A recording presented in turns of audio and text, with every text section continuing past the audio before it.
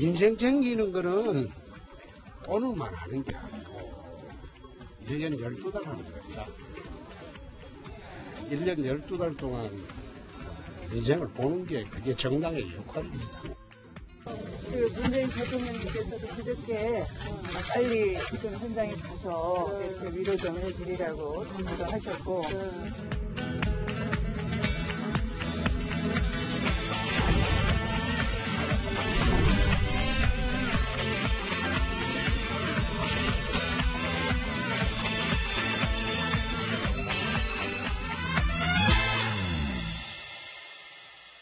자, 어제는 자유한국당의 홍준표 대표가, 오늘은 더불어민주당의 추미애 대표가 수해 현장을 찾았습니다. 민생 챙기기에 힘을 쏟고 있습니다. 자, 오늘 현장에 찾아서 주민을 위로한 추미애 대표의 목소리 한번 들어보시겠습니다.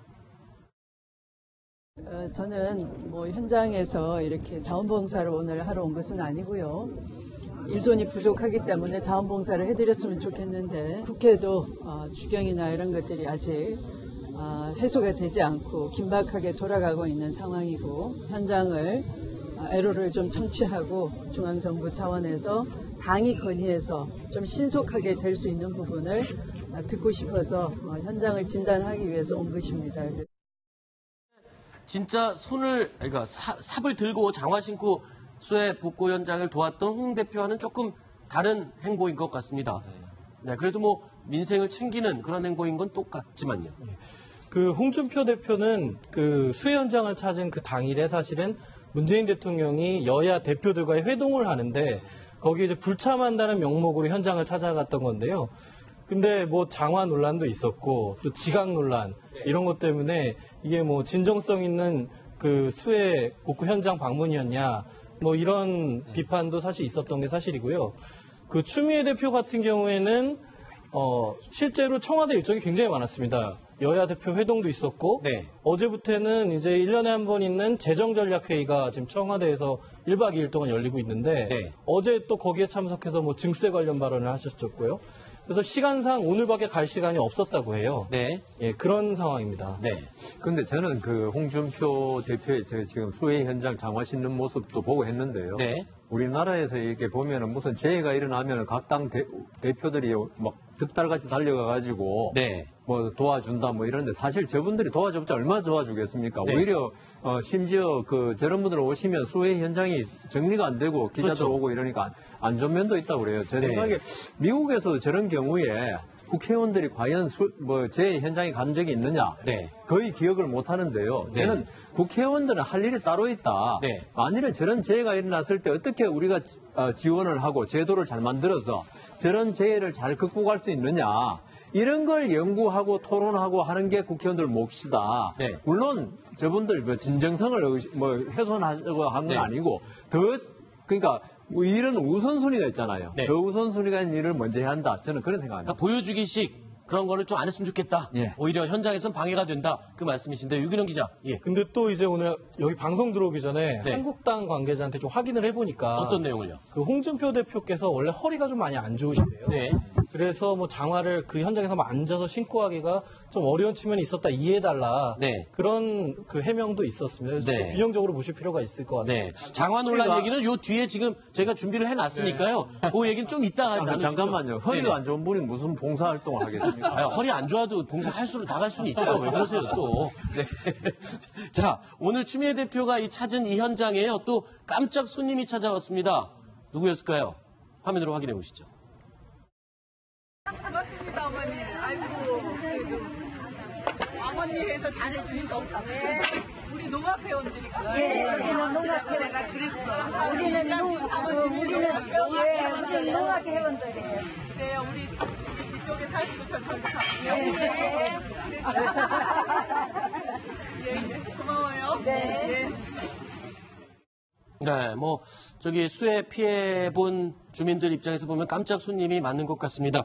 일단 김정숙 여사의 행보를 보면은 그 내조 정치에서 굉장히 지금 충실하게 잘 이행을 하는 것 같아요. 과거에도 보면은 이 전북 군산 초등학교 방문, 그 아이들이 편지를 써서 보내는 맞아요. 걸 받고 직접 방문했던 그런 일이었고요.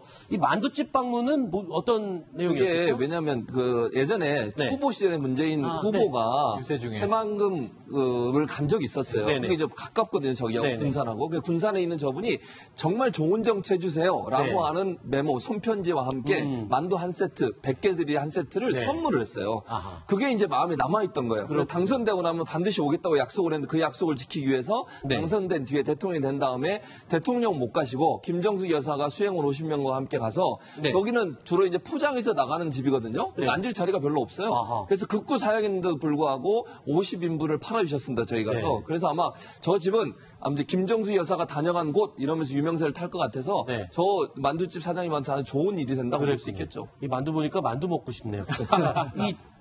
그리고 오늘 수해복구 현장 방문까지 자 내조 정치 영부인으로서의 역할을 굉장히 톡톡하게 해내고 있는 것 같습니다. 자 그런데 조금 전에 아까 언급이 잠깐 나왔던 홍준표 대표의 논란 글쎄요 바로 이 이야기입니다. 네. 장화 논란이었는데요. 어제 수해복구 지역 현장에 나가서 열심히 일도 하고 돕기도 했는데 인터넷에서 갑자기 시끄러운 겁니다. 왜 장화가 뭐 어렵냐 신기가 왜 보좌관 수행원들이 이거를 신겨주고 벗겨주고 할 때까지 이렇게 옆에서 도와주느냐라는 논란인데 거기에 이제 유근영 기자가 좀 아까 얘기를 한 거죠.